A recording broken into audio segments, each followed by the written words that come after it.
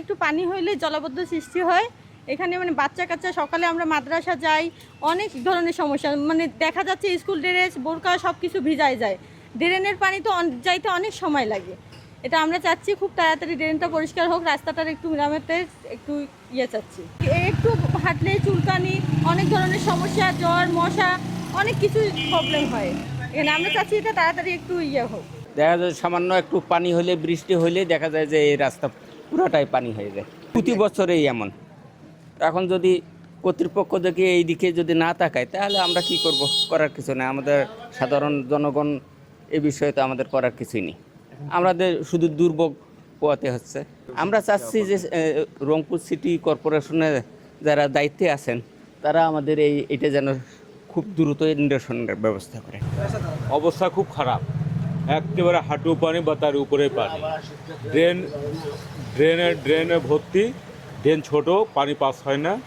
এই কারণে সামান্য বৃষ্টিতেই আমাদের মারাত্মক দুর্ভোগ সৃষ্টি হয়। আমরা হাঁটতে পারি না, এই যে যাচ্ছে কী অবস্থা।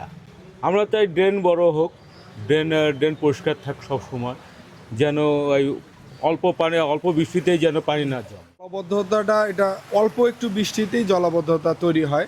আর ড্রেনের ব্যবস্থাটা খুব খারাপ। ময়লা সামান্য বৃষ্টিতেই ময়লা পানি এবং নর্মাল পানিতে মিক্সার হয়ে যাচ্ছে। এতে করে চলাচলের খুব অসুবিধা। দীর্ঘদিন থেকে কর্তৃপক্ষের সঙ্গে যথাযথ কর্তৃপক্ষের সঙ্গে যোগাযোগ করার পরেও এটা আমরা সমাধান পাচ্ছি না। এই অঞ্চলের মানুষ আমরা এটা ভোগান্তিতেই রয়েছি আর কি। এ ব্যাপারে আমরা সবার সংশ্লিষ্ট সবার সহযোগিতা কামনা করছি। এখানকার পানি যেন দ্রুত নিষ্কাশন হয়ে যায়। আর এখানকার আমার যারা ভাড়াটি আছে অনেকে বাসা ছেড়ে চলে যাচ্ছে। আমাদের গাড়ি মনে করেন যে এতক্ষণ বেরোতে গেলে পানির ভয়ে দেয়। এটা একটা যেমন করে ছাত্রীরা স্কুল কলেজে যায়, যাইতে পারে না, জুতো খুলিয়ে হাতত নেয়, আবার রিক্সার জন্য ঘন্টার পর ঘন্টা দাঁড়িয়ে থাকে। আমাদেরও অসুবিধা হয়, বিশেষ করে মা বোনদেরও বেশ অসুবিধা হয় পানির জন্য। অনেক ময়লা, এমন ময়লা পানি যে পানি যদি গায়ে লাগে চুলকানি ধরে। এই জন্য বাচ্চাদেরকে এখন বাইরে কোথাও নিয়ে যাওয়ার চিন্তা ভাবনা করতেছি, কারণ এখানে থাকা তো অসম্ভব ভাই।